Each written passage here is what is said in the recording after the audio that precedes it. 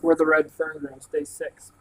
The twinkle in Grandpa's eyes reminded me of what my father had said. Seems like that old man can cook up more deals than anyone in the country. I didn't care how many deals Grandpa cooked up. He was still the best grandpa in the whole wide world. What have you got? I asked. Come over to the store, he said, and I'll show you. On our way over, I heard him mutter, hope this doesn't turn out like the ghost coon hunt. On entering the store, Grandpa walked to the post office department. He came back with a newspaper in his hand. He spread it out on the counter. Pointing with his finger, he said in a loud voice, look there. I looked. The large black letters read, Champion Coon Hunt to be held. My eyes popped open. Again I read the words. Grandpa was chuckling. I said, boy, if that isn't something. A champion coon hunt. Wide-eyed, I asked, where are they having this hunt and what does it have to do with us? Grandpa was getting excited. Off came his glasses, and out came the old red handkerchief. He blew his breath on the lens and polished them. He snorted a time or two, reared back, and almost shouted, do with us? Why, it has everything to do with us. All my life I wanted to do one of these big coon hunts. Why, I've even dreamed about it. And now the opportunity has come. Yes, sir, now I can go. He paused. That is, if it's all right with you. I was dumbfounded. I said, all right with me? Why, Grandpa, you know it's all right with me. But what have I got to do with it? Grandpa was so excited I thought he was going to burst a blood vessel. Talking excitedly, he said, I've got it all fixed, Billy. We can enter old Dan and little Ann in this championship hunt. I was so surprised at what Grandpa had said, I couldn't utter a word. At first I was scared, and then a wonderful feeling came over me. I felt the excitement of the big hunt as it burned its way into my body. I started breathing like I had been running for 100 miles. After several attempts, I croaked, can just any dog be in this hunt? Grandpa almost jumped as he answered, no, sir, not just any hound can be entered. They have to be the best, and they have to be registered, too. He started talking with his hands, pointing to a chair. He said, sit down, and I'll tell you about it. Grandpa calmed down a little and started talking in a serious voice. Billy, he said, it takes some doing to have a set of dogs entered in this hunt. I've been working on this for months. I've written letters on top of letters. I've even had several good friends in town helping me. You see, I've kept a record of all the coons your dogs have caught, and believe me, their catch is up there with the best of them. Now, I've already paid the entry fee, and everything is fixed. All we have to do is go. Entry fee? How much did it cost? I asked. You let me worry about that, he said. Now, what do you say? Want to give it a whirl? I understand the winner receives a gold cup, and you never can tell. We might come home with it. We have as good chance as anyone else. Grandpa had me so worked up by this time, I didn't think anyone else had any good hounds but me. I reared back and blurted, it's all right with me, Grandpa. Just tell me what to do. Grandpa flew out of gear like a Model T Ford. He slapped the counter with his hand. In a pent-up voice, he said, that's the boy. That's the way I like to hear a coon hunter talk. With a questioning look on his face, he asked, didn't I see your dogs with you when you came up? Yes, they followed me. I said, they're outside. Well, call them in. He said, I've got something for them. I called to them. Little Ann came in the store, walking like she was scared. Old Dan came to the door and stopped. I tried to coax him in. It was no use. My dog's never been allowed in the house. We're scared to come in. Grandpa walked over to a hoop of cheese and cut off 2 chunks about the size of my fist. He walked to the door, talking to old Dan. What's the matter, boy? He said, you scared to come in? Well, that shows you're a good dog. He handed him a piece of the cheese. I heard it rattle in his throat as he gulped it down. Grandpa came back and set little Ann up on the counter. He chuckled as he broke the cheese up in smaller pieces and fed her. Yes, sir, he said, I think we have the best darn coon hounds in these Ozark Mountains, and just as sure as shooting, we're going to win that gold cup. Grandpa didn't have to say that. The way I was feeling, I already had the cup. All I had to do was go and get it. Finished with his feeding of little Ann, Grandpa said, now let's see. The hunt starts on the 23rd. That's about, well, let's see. This is the 17th. Counting on his fingers, he finally figured it out. That's 6 days from now, he said in a jubilant voice. I nodded my head. We can leave here early on the morning of the 22nd, he said, and barring accidents, we should make the campground in plenty of time for the grand opening. I asked how we were going. We'll go in my buggy, he said. I'll load the tent and everything the night before. I asked him what he wanted me to bring. Nothing, he said, but these 2 little hounds and you be here early. And I believe I'd let these dogs rest, because we want them in tip-top shape when we get there. I saw the thinking wrinkles bunch up on Grandpa's forehead. You reckon your daddy would like to go? He asked. As late in the fall as it is, I don't think he's too busy, is he? No, our crops are all gathered, I said. We've been clearing some of the bottom land, but that's almost done now. Well, ask him, he said. Tell him I'd like to have him go. I'll ask him, I said, but you know how Papa is. Farm comes first with him. I know, Grandpa said, but you ask him anyway and tell him what I said. Now it's getting late, and you had better be heading home for home. I was almost to the door when Grandpa said, wait a minute. He walked over behind the candy counter and shook out one of the quarter sacks. He filled it up to the brim, bounced it on the counter a few times, and dropped in a few more gumdrops. With a twinkle in his eye and a smile on his face, he handed it to me, saying, save some for your sisters. I was so choked up I couldn't say anything. I took took it, and flew out the door, calling to my dogs. On my way home, I didn't walk on the ground. I was way up in the clouds, just skipping along. With a song, I told the sycamore trees and the pop-eyed gray squirrels how happy I was. Little Ann sensed my happiness. She pranced along on the trail. With a doggish grin on her face, she begged for a piece of candy, which I so gladly gave. Even old Dan felt the pleasant atmosphere. His long red tail fanned the air. Once he raised his head and bawled. I stood still and listened to the droning tones of his deep voice. The sound seemed to be trapped for an instant in the thick timber. It rolled around under the tall white sycamores, beat its way through the wild cane, and found freedom out over the clear blue water of the river. The sound, following the river's course, rolled like the beat of a jungle drum. As the echo died away in the distance, silence settled over the bottoms. The gray squirrels stopped their chattering, the wild birds quit their singing and stood still. No sound could be heard. It seemed that all the creatures of the wild were holding their breath. I gazed up to the towering heights of the tall trees. No leaf was stirring. The silence seemed strained and expectant, like a young boy waiting for a firecracker to explode. I looked at old Dan. He was standing perfectly still, with his right foot raised and his long ears fanned open. He seemed to be listening and challenging any living creature to make a noise. The silence was broken by the whee of a red-tailed hawk. This seemed to be a signal. All around me the happy atmosphere resumed its natural state. I heard the bam-bam-bam of a woodpecker high in the top of a box elder snag. The cry of a kingfisher and the scream of a blue jay blended perfectly with the drum-like beat. A barking red squirrel glued to the side of the hackberry tree kept time to the music with the beat of his tail. Each noise I heard and each sight I saw was very familiar to me, but I never grew tired of listening and watching. They were a godsend gift, and I enjoyed them all. As I skipped along, it was hard for me to realize all the wonderful things that had happened to me in such a few short years. I had two of the finest little hounds that ever bawled on the trail of a ringtail coon. I had a wonderful mother and father and 3 little sisters. I had the best grandpa a boy ever had, and to top it all, I was going on a championship coon hunt. It was no wonder what my heart was bursting with happiness. Wasn't I the luckiest boy in the world? Everyone was just sitting down to supper when I got home. My sisters quit the table for the candy. I told them to divide it equally. The oldest one asked if I wanted any of it. No, I said. I brought it all for you. Of course I didn't tell them about the 4 pieces I had in my pocket. They thanked me with their clear blue eyes. I guess it's pretty hard for a young boy to fool his mama. She took one look at me and called me over. She ruffled my hair, kissed me, and said, "My little boy's eyes get any bigger, they're going to pop right out of his head. Now tell me, what are you so happy about?" Before I could say anything, Papa chuckled and asked, "What's going on between you and your grandpa? What are you and that old man cooking up now?" As fast as I could talk, I started telling about the big coon hunt. I told how Grandpa had been working to have my dogs entered and how he had already paid my entry fee. Catching my breath and looking at Papa, I said, "We're going in this buggy, and he wants you to go." I waited in silence for his reply. Papa sat there staring off into space, sipping his coffee and saying nothing. I knew he was thinking. In the silence, I was sure I could hear my heart thumping. I said, "Papa, please go. We'll have a lot of fun, and besides, the winner receives a big golden cup." He scratched his head and said, "Billy, I'd sure like to go, but I don't see how I can with all this work around here." I was beginning to think that Papa wasn't going to go. Then Mama started talking. "Work," she said. "Why, all the work is practically done. I don't know if of one thing you couldn't put off for a few days. Why don't you go? You haven't been anywhere since I don't know when."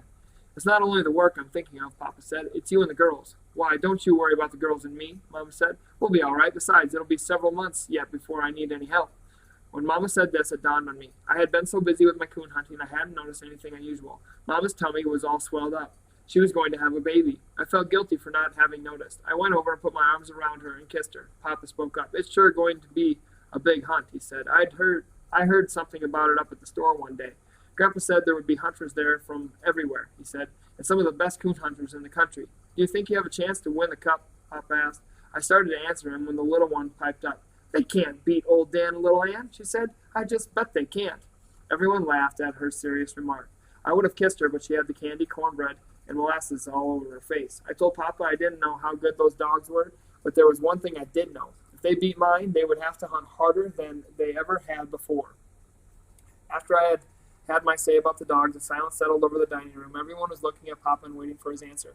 I saw a pleased smile spread over his face. He stood up. "All right, I'll go," he said, "and by golly, we'll bring that gold cup back, too." My sisters started clapping and their hands squealing with delight.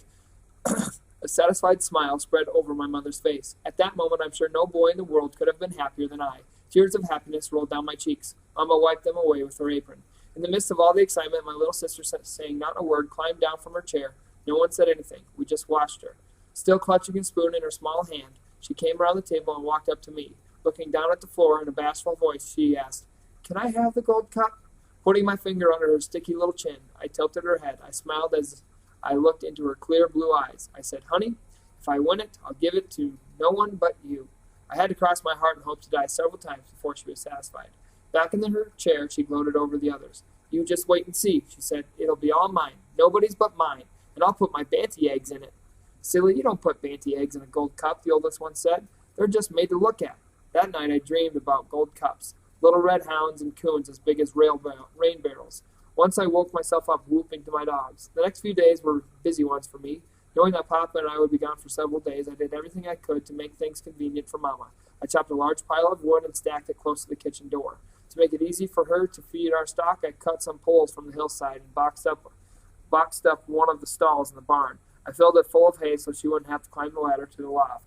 Papa laid down the law to my sisters about being good and helping Mama while we were gone. The day before we were to leave, I was as nervous as a June bug in a hen house. The day seemed endless. A few of the miserable hours were spent talking to my dogs. I told them all about the big hunt and how important it was. "Now, if you don't win the Golden Cup," I said, "I won't be mad because I know you will do your best." Old Dan wouldn't even look at me and paid no attention to what I said. He was sulking because I hadn't been taking him hunting. When I talked to little Anne, it was different. She listened and seemed to understand everything I said. I dreaded to go to bed that night. I thought sleep would be impossible. I must have been more tired than I thought I was. I fell asleep almost immediately. Our old Red, our rooster, woke me up at daybreak, crowing his fool head off. It was a beautiful morning, clear and frosty. After a good breakfast, we kissed Mama goodbye and started for the store. I'm sure there were a lot of coon hunters in the Ozarks, but on that morning none could have felt as big and important as I.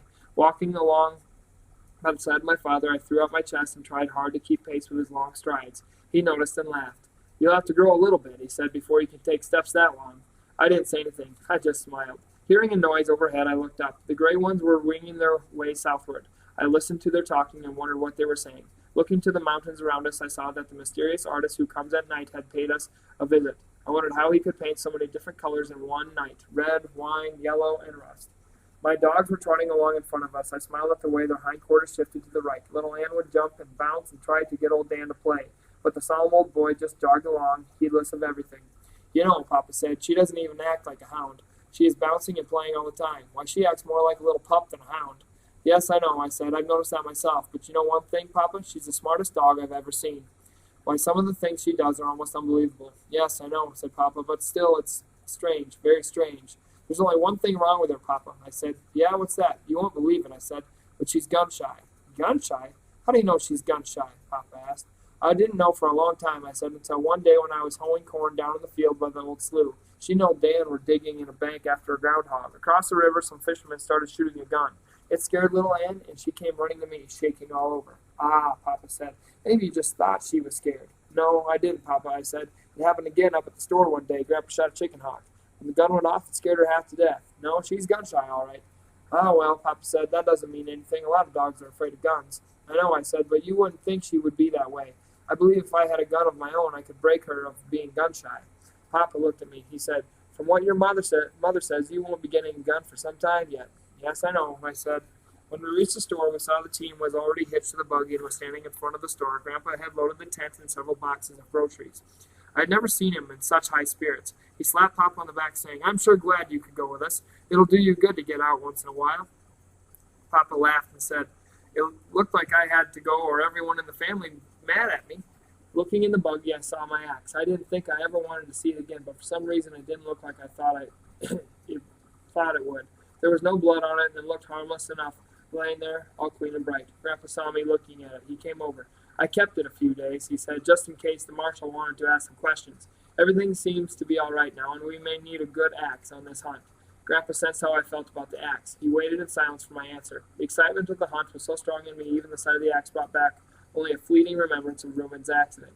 I said, "Yes, we'll need one. Besides, it's a good one, and there's no use in throwing it away."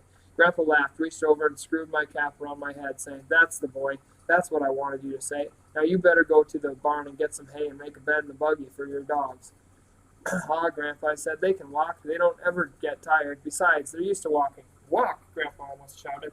"They're not going to walk. No, sir, not if I can help it. You want them to be footsore when we get there?" Papa chuckled and said, "We can't win a gold cup with two sore-footed hounds, can we?" "Of course not," Grandpa said. "Now you go and get that hay like I said." As I turned to go to the barn, I couldn't help but smile. It made me feel good to have my Papa and Grandpa so concerned about my dogs. I had taken only a few steps when Grandpa said, "Oh, wait a minute." I stopped and turned around. Walking up to me and glancing toward the house, as he did, he whispered, "In that empty crop barrel in the harness room, there's a jug of corn liquor. Cover it up in the hay so your grandma won't see it, and bring it back with you." With a twinkle in his eye, he said, "You never can tell when we'll need some medicine." I knew my father wouldn't drink any of the liquor, but if Grandpa wanted to take along a whole barrel, it was just all right with me. Just when I thought we were ready to leave, Grandma came bustling out. Grandpa got nervous. He whispered back, "Did you hide the jug, Cub?" I nodded my head. Grandma handed Grandpa a pair of long-handled underwear and a scarf, saying, "I knew you'd forget something." Grandpa snorted, but knew there was no use arguing with her.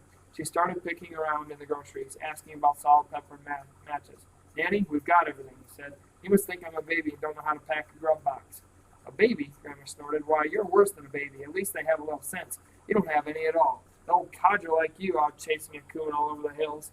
At her biting remark, I thought Grandpa was going to blow up. He snorted like Daisy, our milk cow, when she had seen a booger. I crawled up in the buggy box with my dogs and hung my feet out. Grandma came over and asked me about warm clothes. I told her I had plenty. She kissed me goodbye, and we were on our way. Chapter 15. Over a dim rocky road in a northeasterly direction, our buggy moved on. I noticed that the road stayed at the edge of the foothills, but always inside of the river. About the middle of the afternoon, we stopped at a small stream to water the team. Papa had asked Grandpa if he intended to go all the way to the campground before stopping. He said, "No, I figured to put up for the night when we reached Bluebird Creek. With a good early start in the morning, we can make campgrounds and plenty of time to pitch our tents and set up camp." Late that evening, we reached Bluebird Creek. We didn't set up our tent. With a tarp, we made a lean-to and built a large fire out in front of it. While Grandpa fed and watered the team, Papa and I carried our bedding to the shelter and made down our beds. Grandpa said, "While we're cooking supper, you see to your dogs. Feed them and fix them a warm bed." I figured to cook them some cornmeal mush. I said, "That's what they're used to eating." "Mush," Grandpa growled. "We're not going to have mush, not if I can help it." He walked over to a grocery box, mumbling as he did, "Mush. I can't hunt on a belly full of that stuff." He came back and handed me 2 large cans of corned beef hash, saying, "Here, reckon they'll eat this." I wanted to hug my old Grandpa's neck. "Sure, Grandpa," I said, "they'll love that."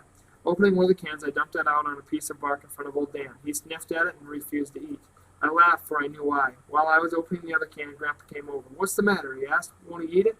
"Sure, Grandpa," I said. "He'll eat, but not before little Ann gets her share." With the second can opened, I fed her on another piece of bark. Both of them started eating at the same time. With an astonished look on his face, Grandpa exclaimed, "Well, I'll be darned. I never saw anything like that. Why, I never saw a hound that wouldn't eat."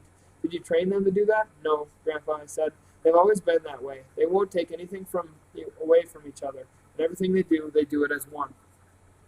Papa had overheard our conversation. He said, "You think that's strange. You should have seen what I saw one day." One of the girls threw 2 cold biscuits out in the backyard to old Dan. He stood and looked at them for a bit. Then, picking both of them up in his mouth, he trotted around the house. I followed just to see what he was going to do. He walked up in front of the doghouse, laid them down, and growled. Not like he was mad. It was a strange kind of growl. Little Ann came out of the doghouse, and each of them ate a biscuit. Now I saw this with my own eyes. Believe me, those dogs are close to each other, real close. After Papa had stopped talking, silence settled over the camp. Grandpa stood staring at my dogs. In a slow voice, as if he were picking his words, he said, "You know, I've always felt like there was something strange about those dogs. I don't know just what it is, and I can't exactly put my finger on it, yet I can feel it. Maybe it's just my imagination. I don't rightly know." Turning to my father, he said, "Did you ever notice the way they watch this boy? They see every move he makes." "Yes, I've noticed a lot of things they've done. In fact, I could tell you a few that you would never believe, but right now, here's something you had better believe. Supper's ready." While I was helping myself to a hot Dutch oven cornbread, fried potatoes, and fresh side meat, Grandpa poured the coffee. Instead of the 2 cups I expected to see, he set out 3 and filled them to the brim with the strong black liquid. I had never been allowed to drink coffee at home and didn't exactly know what to do. I glanced at Papa. He seemed too busy with his eating to pay any attention to me. Taking the bull by the horns, I reached over and ran my finger through the cup's handle. I held my breath as I walked over and sat down by a post oak stump. Nothing was said. Grandpa and Papa paid no attention to what I did. My head swelled up as big as a number 4 wash tub, I thought. I'm not only big enough to help Papa with the farm, now I'm big enough to drink coffee. With the supper over and all the dishes washed, Grandpa said, "Well, we had better turn in, as I want to get an early start in the morning." Long after Grandpa and Papa had fallen asleep, I lay thinking of the big hunt. My thoughts were interrupted when the wonders of night life began to stir in the silence around us. From a ridge on our right, a red fox started barking. He was curious and, in a small way, challenging the intruders that had dared to stop in his wild domain. From far back in the flinty hills, the monotonous call of a hoot owl floated down in the silent night. It was the meeting call, and was answered from a distant mountain. I could hear the stamping feet of our horses and the grinding, crunching noise made by their strong teeth as they ate the hard yellow kernels of corn in their feed boxes. A nighthawk screamed as he winged his way through the starlit night. An eerie screech from a tree close by made shivers run up and down my spine. It was a screech owl. I didn't like to hear the small owl, for there was a superstition in the mountains concerning them. It was said that if you heard one owl, it meant nothing at all, but if you heard more than one, it meant bad luck. I lay and listened to the eerie twittering sound. It was coming from the left of our camp. The creepy noise stopped, and for several moments there was silence. When next I heard the cry, it was coming from the right. I sat up in alarm. Had I heard two owls? My movement had awakened Grandpa. In a sleepy voice, he asked, "What's the matter? Can't you sleep? What are you sitting up like that for?" "Grandpa, I heard two screech owls," I said. Grunting and mumbling, he sat up.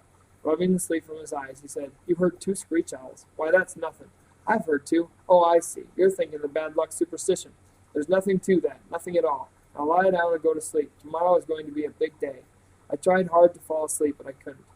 I couldn't get the owls out of my mind. Had I really heard two? Were we going to have bad luck? Surely nothing bad could happen, not in such a wonderful hunt. I found peace in my mind by telling myself that the owl had changed trees. Yes, that was it. He had simply flown out of one tree to another. The next morning, while having breakfast, Grandpa started kidding me about the screech owls. "I wish you could have caught one of those owls last night," he said. "We could have boiled them in our coffee pot. I've heard there's nothing like strong hoot owl coffee." "It wasn't a hoot owl, Grandpa," I said. "It was a screech owl. I don't know for sure if I heard one or two. It could have been just one." Pointing to a small red oak, I said, "I think the first time I heard him, he was over there. The next time, it was over in that direction. Maybe he changed trees. I sure hope so." Grandpa saw I was bothered. "You don't believe that hogwash superstition, do you? Bad luck. Bah! There's nothing to it." Papa laughed and said, "These mountains are full of that jinx stuff. If a man believed it all, he'd go crazy." The encouraging words from Papa and Grandpa helped me some, but there was still some doubt. It's hard for a young boy to completely forget things like that. Breakfast over and our gear stowed back in the buggy, we left Bluebird Creek. On that day, Grandpa drove a little faster than he had on the previous one. I was glad for this, for I was anxious to reach the campground. About noon, he stopped the team. I heard him ask Papa, "Is this Black Fox Hollow?" "No," Papa said. "This is Waterfall. Black Fox is the next one over." "Why?" "Well," Grandpa said, "there's supposed to be a white flag in the mouth of Black Fox. That's where we leave the road. The camp is in the river bottoms." By this time, I was so excited I stood up in the buggy box so I could get a better view. "Maybe you ought to step them up a little, Grandpa," I said. "It's getting pretty late." Papa joined in with his loud laughter. "You just take it easy," he said. "We'll get there in plenty of time. Besides, these mares can't fly." I saw the flag first. "There it is, Grandpa," I shouted. "Where?" he asked. "Over there. See, tied on that grapevine?" As we left the main road, I heard Papa say, "Boy, look at all those tracks. Sure has been a lot of traveling on this road." "That smoke over there must be coming from the camps," Grandpa said. When we came inside of the camp, I couldn't believe what I saw. I stared in amazement. I had never seen so many people at one gathering. Tents were spread out over an acre and a half of ground, all colors, shapes, and sizes. There were odd-looking cars, buggies, wagons, saddle horses. I heard Grandpa say almost in a whisper, "I knew there would be a lot of people here, but I never expected so many." I saw the astonished look on my father's face. Off to one side of the camp, under a large black gum tree, we set up our tent. I tied my dogs to the buggy and fixed a nice bed for them under it. After everything was taken care of, I asked if I could look around the camp. "Sure," Grandpa said. "Go any place you want to go. Only don't get in anyone's way." I started walking through the large camp. Everyone was friendly. Once I heard a voice say, "That's the boy who owns the two little red hounds. I've heard they're pretty good." If my head had gotten any bigger, I know it would have burst. I walked on, and as straight as a canebrake came. I looked at the hounds. They were tied in pairs. Here and there I'd seen many coon hounds, but none that could equal these. There were red bones, blue ticks, walkers, and bloodhounds. I marveled at their beauty. All were spotlessly clean with slick and glossy coats. I saw the beautiful leather leashes and brass-studded collars. I thought of my dogs. They were tied with small cotton ropes and had collars made from old check-lined leather. As I passed from one set of dogs to another, I couldn't help but wonder if I had a chance to win. I knew that in the veins of these hounds flowed the purest of breeded blood. No finer coon hounds could be found anywhere. They came from the Smoky Mountains of Tennessee, the bayou country of Louisiana, the Red River bottoms of Texas, and the flinty hills of the Ozarks. Walking back through the camp, I could feel the cold fingers of doubt squeezing my heart. One look at my dogs drove all doubt away. In the eyes of little Ann, it seemed I could read this message: "Don't worry, just wait. We'll show them." That night, Grandpa said, "Tomorrow, they'll have a contest for the best-looking hound. Which one are you going to enter?" I told him I didn't think I'd enter either of my dogs. They were so little. I didn't think they had a chance. Grandpa got all huffed up. He said, "It doesn't make any difference how little they are. They're coon hounds, aren't they?" I asked him if he had seen any of the other hounds. He said, "Yes, I've seen them all. Sure, they're big and good dogs, too, but it makes no difference. I don't care if your dogs are no bigger than a snuff can. They still have a chance. Now, which one are you going to enter?" I couldn't decide. I said, "I'll think it over tonight and let you know tomorrow." The next morning, when I stepped outside the tent, I saw men everywhere. They were combing and brushing their dogs and getting them pruned for the beauty contest. Beautiful combs and brushes were used to brush expensive oils into their glossy hair. Going over to my dogs, I stood and looked at them. I started to untie old Dan, but taking a closer look at him, I could see he could never win a beauty contest. His face and ears were a mass of old scars caused from the many fights with tough old coons and bobcats. I held his head in my hands and felt sorry for him, but loved him that much more. I looked little Ann over and couldn't see any scars. I laughed because I knew why. She was too smart to walk right up in the face of a fight. She would wait until old Dan took hold and then dart in. I untied her rope and walked her over to our tent. My father and grandfather were gone. No doubt they were over in some tent visiting old friends and making new ones. Looking around to find something I could use to groom my dog, I saw Grandpa's old suitcase. There right on top was the very thing I needed, his beautiful bone-handled hairbrush and his ivory comb. Picking them up, I turned them over and over in my hand. Little Ann stood looking at me. Impulsively, I reached down and raked her from shoulder to hip with a brush. She seemed to like it. I knew I shouldn't do it, but I decided to use them. Knowing I had no oils, I got some butter from our grocery box. With the homemade butter and Grandpa's hair set, I brushed her until she shone. All the time I was grooming her, she tried to lick the butter from my hands. The job completed, I stepped back and inspected her. I was surprised at the change. Her short red hair glistened, and every one was in perfect place. Shaking my finger at her, I said, "If you lay down and roll, I'll wear you out," although I knew I wouldn't. Hearing a lot of movement outside, I looked out. Men were setting their dogs on a long table which had been built in the center of the campground. Leading little Ann to it, I picked her up and set her on the table, too. I told her to act like a lady. She wagged her tail as though she understood. I untied the rope and stepped back. After the dogs were all lined up, the judging started. 4 judges walked around and around the table looking at them from all angles. When one of them would point at a hound, he was taken down and eliminated from the contest. Dog after dog was disqualified. Little Ann was still on the table. My eyes were wide, my throat dry, and my heart thumping. One judge stopped in front of little Ann. My heart stopped too. Reaching over, he patted her on the head. Turning to me, he asked, "Is this your dog?" I couldn't speak. I just nodded my head. He said, "She's a beautiful hound." He walked on down the line. My heart started beating again. There were 8 dogs left. Little Ann was still holding her own. Then there were 4. I was ready to cry. 2 more were taken down. Little Ann and a big Walker hound owned by Mr. Kyle were the only ones left. The judges couldn't seem to make up their minds. Everyone started shouting, "Walk them, walk them." I didn't know what they meant. Mr. Kyle and I were told to go to one end of the table. Our dogs were placed at the other end. Mr. Kyle snapped his fingers and called to his dog. The big hound started walking toward his master. What a beautiful sight it was. He walked like a king. His body was stiff and straight, his head high in the air. His large muscles quivered and jerked under his glossy coat. But something went wrong. Just before he reached the end, he broke his stride, turned, and jumped down from the table. A low murmur ran through the crowd. It was my turn. 3 times I tried to call little Ann. Words just couldn't come out. My throat was too dry. The vocal cords refused to work, but I could snap my fingers. That was all I needed. She started toward me. I held my breath. There was silence all around me. As graceful as any queen, with her head high in the air and her long red tail arched in perfect rainbow, my little dog walked down the table. With her warm gray eyes staring straight at me, on she came. Walking up to me, she laid her head on my shoulder. As I put my arms around her, the crowd exploded. During the commotion, I felt my hands slapping me on the back, and I heard the word "congratulations" time after time. The head judge came over and made a speech.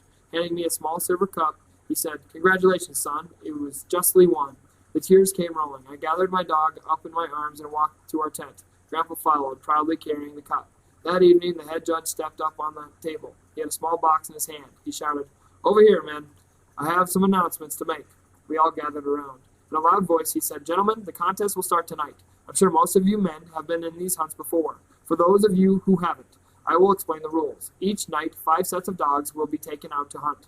A judge will go along with each pair of hounds. Every morning, the judges will turn in that night's catch. The 2 hounds that tree the most coons will qualify for the championship runoff. The other 4 sets will be eliminated from the hunt. Of course, if there is a tie, both sets will qualify. On the following nights, only those hounds tying the first night's score or getting more will be in the runoff.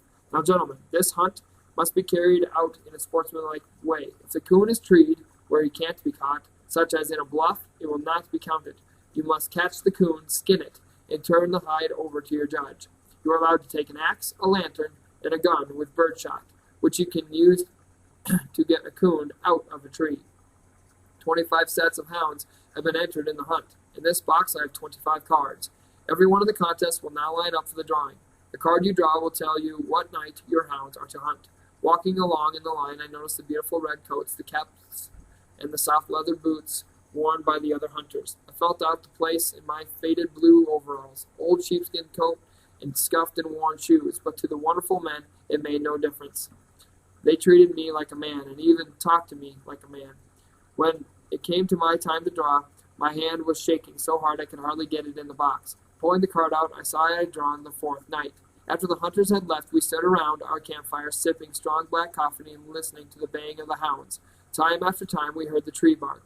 Once 2 hounds came close to the camp, hot on a trail. We listened to their steady bawling. All at once, they stopped. After several minutes of waiting, a hunter said, "You know what? That old coon took to the river, and in some way has fooled those dogs." Another said, "Yes, sir, he sure has." A friendly hunter looked at me and asked, "Do you think he could have fooled your dogs?" Thinking his question over, I said, "You know, sometimes when I am hunting away back in the mountains or down on the river, I sing a little song I made up myself. One of the verses goes like this: You can swim the river, old Mr. Ringtail, and play your tricks out one by one. It won't do any good, old Mr. Ringtail. My little Ann knows every one." The hunters roared with laughter. Some slapped me on the back. Tired and sleepy, but with a smile on my face, I went off to bed. The next morning, 2 blue-tick hounds from the Smoky Mountains of Tennessee came out in the lead with 3 big coons to their credit. The other 4 sets were eliminated. The following morning, all 5 sets of dogs were eliminated. None had even tied the blue ticks, although 2 sets had gotten 2 coons, and one of these had treed a third one in a bluff. That day, while eating dinner, my grandfather asked me if my dogs had ever treed 3 coons in one night. I said yes, 4 different times, but that's all. "Where do you think that we should hunt on our night?" Papa asked. I told him if we could get our judge to go with us in the buggy, we would be better off if we could go far downriver and get out of the range where other dogs have hunted. He said, "That's a good idea. I'll go to see the judges about it." While I was washing the dishes, Grandpa said, "I think I'll shave." I shouldn't have left the tent then, but I wasn't done with my dishwashing. With a pin, Grandpa hung a small mirror on the tent wall. After much snorting, mumbling, and screwing of his face this way and that, the job was completed. Dabbing a little water on his iron-gray hair, he reached for his brush and comb. From the corner of my eye, I watched him. I had tried to clean the beautiful brush, but hadn't been able to get all the short red hair from it.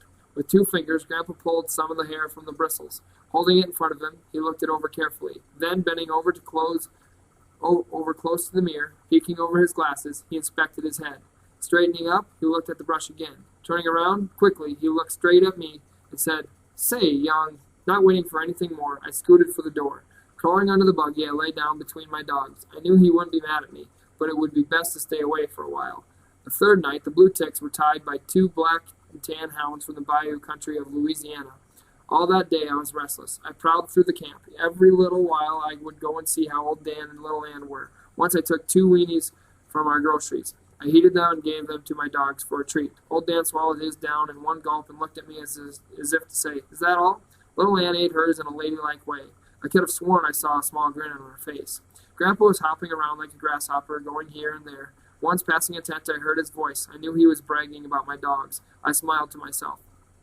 Another hunter stopped me and asked, "Is it true that your hounds have treed 6 coons in one night, 3 up in one tree, or is that old man just blowing off steam?" I told him my grandfather had a little steam, but he was the best grandpa a boy ever had. He patted me on my head, turned, and walked away laughing. Chapter 16. In the afternoon, our judge came over and introduced himself. He told us he'd be going with us that night. About sundown, we piled in our buggy and drove a few miles downriver. I noticed other hunters doing the same thing. Everyone was trying to get away from the already hunted territory. It was dark by the time Grandpa stopped and I untied the ropes for my dogs. Little Ann reared up on me and whined. Old Dan walked off a few yards, stretched his body, and dragged his claws through the soft-bottom soil. Opening his mouth, he let out one loud bawl and then disappeared in the thick timber. Little Ann was right on his heels. We looked off after them. Grandpa got nervous. He said to me, "Don't you think you ought to whoop to them?" I told them to wait a little while. There would be plenty of time for whooping. He snorted and said he thought a hunter always whooped to his dogs. "I do, Grandpa," I said, "but not before they strike a trail." We walked on. Every now and then, they would stop and listen. I could hear the loud snuffing of old Dan. Once we caught a glimpse of little Anne as she darted across an opening that was bathed in moonlight. She was as silent as a ghost and as quick as a flitting shadow. Papa said, "It sure is a beautiful night for hunting." The judge said, "You can't beat these Ozark Mountain nights for beauty. I don't care where you go." Grandpa started to say something. His voice was drowned out by the bell-like cry of little Anne. In a whisper, I said, "Come on, Dan, hurry and help her." As if in an answer to my words, his deep voice hammered its way through the river bottoms. I felt the blood tingling in my veins. That wonderful feeling that only a hunter knows crept over my body.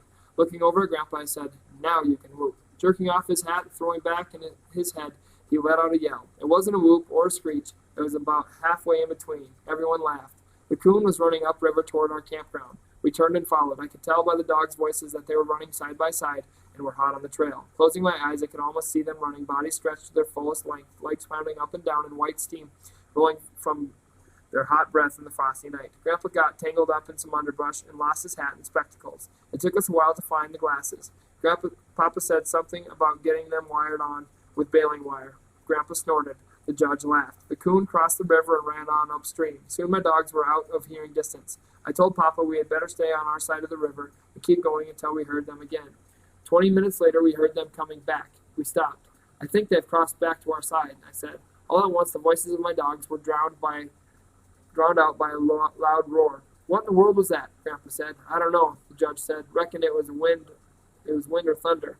About that time, we heard it again. The judge started laughing. "I know now what it is," he said. "Those hounds have run that coon right back by our camp." The noise we heard was the other hunters whooping to them. Everyone laughed. A few minutes later, I heard my dogs bawling treed. On reaching the tree, Papa ran his hand back under his coat. He pulled out Grandpa's gun.